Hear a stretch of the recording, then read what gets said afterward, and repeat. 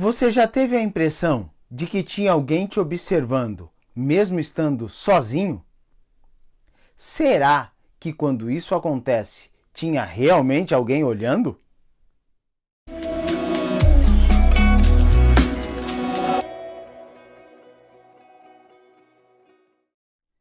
É interessante notar neste primeiro capítulo de Isaías que há um diálogo entre Deus e o povo dele.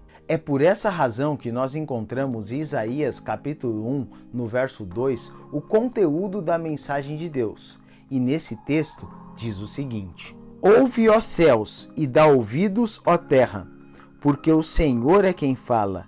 Criei filhos e os engrandeci, mas eles estão revoltados contra mim. Neste texto, Deus coloca como testemunha os céus e a terra. Isso é bem comum na Bíblia. Deus colocando o céu e a terra como testemunha do que ele havia dito para os seus filhos.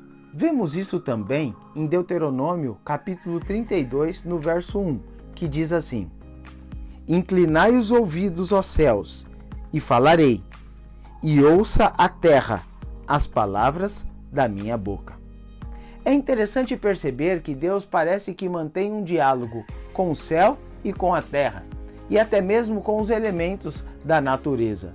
E você pode estar se perguntando, por que Deus coloca a natureza por testemunha em um diálogo com o homem? Na verdade, a resposta é bem simples. Veja o que diz Romanos, capítulo 1, verso 18 até o verso 20. Lá diz assim: A ira de Deus se revela do céu contra toda a impiedade e perversão dos homens, que detêm a verdade pela injustiça.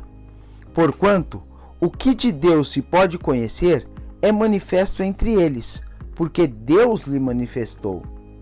Porque os atributos invisíveis de Deus, assim, o seu eterno poder, como também a sua própria divindade, claramente se reconhecem desde o princípio do mundo, sendo percebidos por meio das coisas que foram criadas. Tais homens são, por isso, indesculpáveis. O texto diz que através da natureza e também do céu que declara este Deus, mostra que todos os homens deveriam conhecer a Deus. E isso os torna indesculpáveis, pois todos nós podemos conhecer a Deus através da sua criação. Talvez seja por isso que em Isaías capítulo 1, Deus chama por testemunha os céus e a terra, pois todos os homens, e inclusive Judá e Jerusalém, poderia saber que Deus é o Senhor e que deveria obedecê-lo, porque a natureza manifesta a glória de um Deus criador. Mas é interessante que quando Deus chama a natureza por testemunha, é em um ambiente de julgamento. Ele está colocando diante do homem os princípios que ele havia orientado a cada ser humano.